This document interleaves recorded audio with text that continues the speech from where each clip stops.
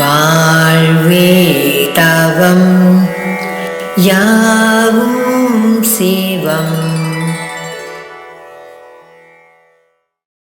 என் இனிய சிவ சொந்தங்களுக்கு வணக்கம். நமச்சிவாய. February 15, 2026 மகா சிவராத்திரி அன்னைக்கு சில முக்கியமான விஷயங்கள் செய்யணும்.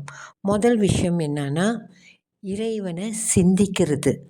சிந்திக்கிறதுனா எப்படி சிந்திக்கிறதுனா, நம்மோட வாழ்க்கையில் ஈசன் நடத்தின பல விஷயங்கள் இருக்கும். அவரோட அன்பும் கருணையும் ஒரு சிக்கல்லேருந்து நம்மளை விடுதலை பண்ணியிருப்பார், ஏதோ ஒரு தீர்வு கொடுத்துருப்பாரு.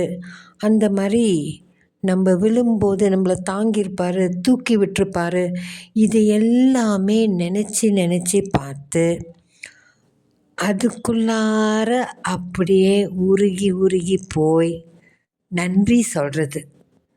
முக்கியமாக அந்த அனுபவத்தோடு உணர்ந்து நன்றி சொல்கிறது.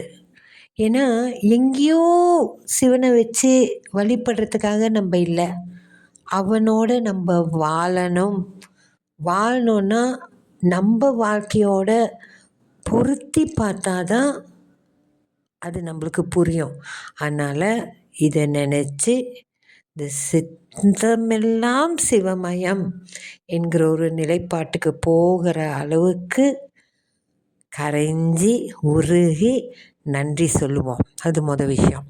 ரெண்டாவது விஷயம் என்னன்னா, இறைவனோட நாம ஜபத்தை சொல்கிறது. அதோட முக்கியத்துவம் நிறையா இருக்குது. அது பல மாற்றங்களை உருவாக்கும். நமக்கு வெளியிலேருந்து வரக்கூடிய தாக்கங்களை தீர்க்கும், நமக்குள் இருக்கக்கூடிய தீமைகளையும் விளக்கும். அதனால் இந்த நமச்சிவாய நாமம் சத்தமானா சொல்லணும்னு கூட அவசியம் இல்லை, மெல்ல நம்ம காதுக்கு கேட்குற அளவுக்கு சொன்னாலே போதும். நமச்சிவாய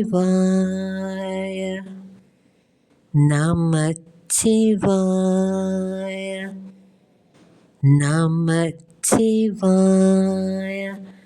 இதை எவ்வளோ முடியுமோ அவ்வளோ சொல்லி, அதுவும் நள்ளிரவு இருக்கு இல்லையா, இந்த 12 மணி, இப்போ ஒரு 11:45 12:15 கண்டிப்பாக உட்காந்து இந்த நாம ஜபத்தை சொல்வோம்.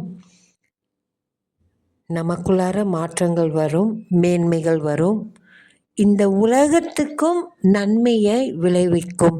இந்த தகவலை நம்மளை சுற்றி இருக்கிற மக்கள் எல்லார்கிட்டையும் சேர்ப்போம். எல்லாருமே சேர்ந்து அந்த நேரத்தில் 11:45 12:15 நம்ம சொல்ல அந்த அதிர்வலைகள் பல மாற்றங்களை இந்த பிரபஞ்சத்தில் எடுத்துட்டு வரும். ஏன்னா நம்மோடு இருக்கும் ஈசன் நம்மளை தொடர்ந்து வழிநடத்தி கொண்டே இருக்கின்றான். நன்றி. நமச்சிவாய.